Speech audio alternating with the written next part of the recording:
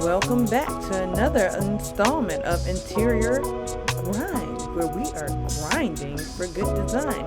Here we are in Sienna Plantation once again at a David Winkley home.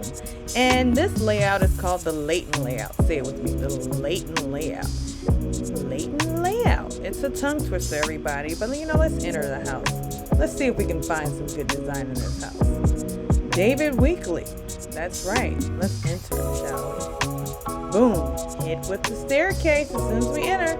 We won't let that discourage us. There's so many other things in this house that's going to discourage us from, buying this house, as if we were really buying this house. We're going to go into this open floor plan. We are instantly hit with the kitchen to the left.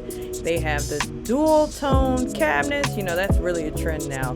But sometimes, it looks good, but sometimes I think, did they run out of materials and that's why they painted, the cabinets a different color? Is that where the trend started?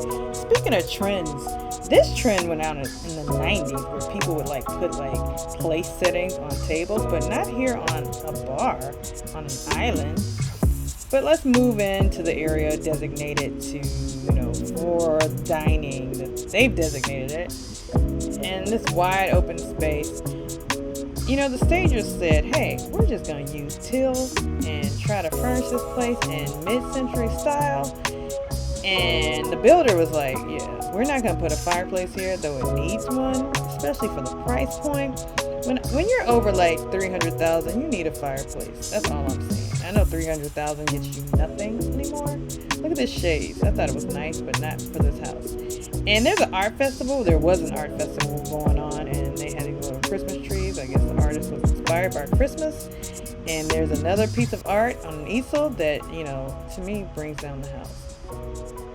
Let's enter the primary bedroom where they have put flooring on the wall. That's right, flooring on the wall. It's supposed to be wood panel, but it's flooring on a wall. Which brings me to the walk-in shower. It's a nice sizable shower, but the contrast of the tiles is just not working for me. You have the subway tile with that sort of mosaic grayish. Not working. With this teal blue wall, I'm not understanding.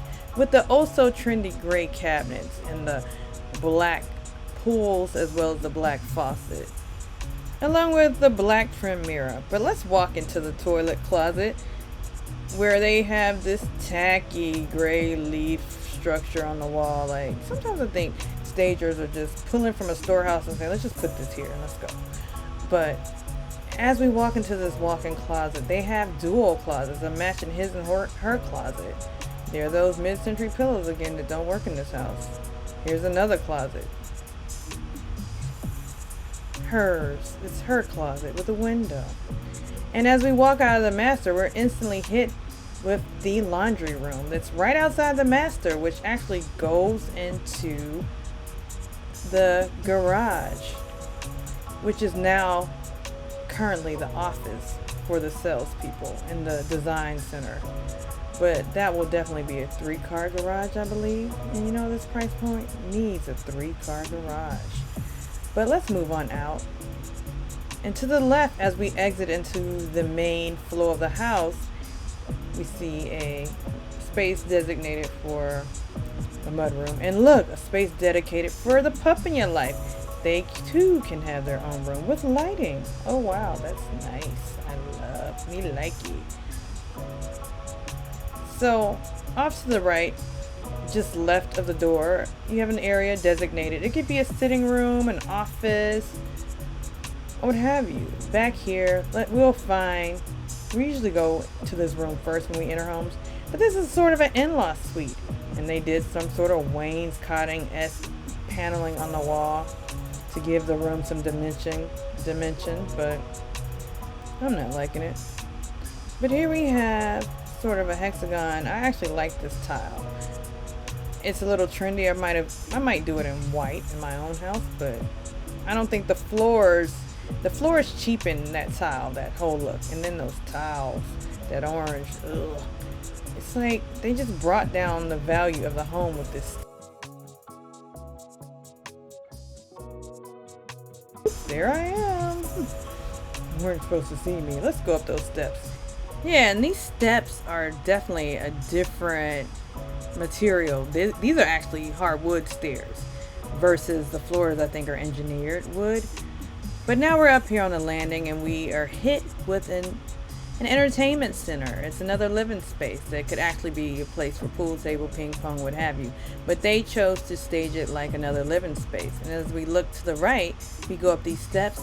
It's an area designated for the media room. Everybody has a media room now, so just simply go and watch movies.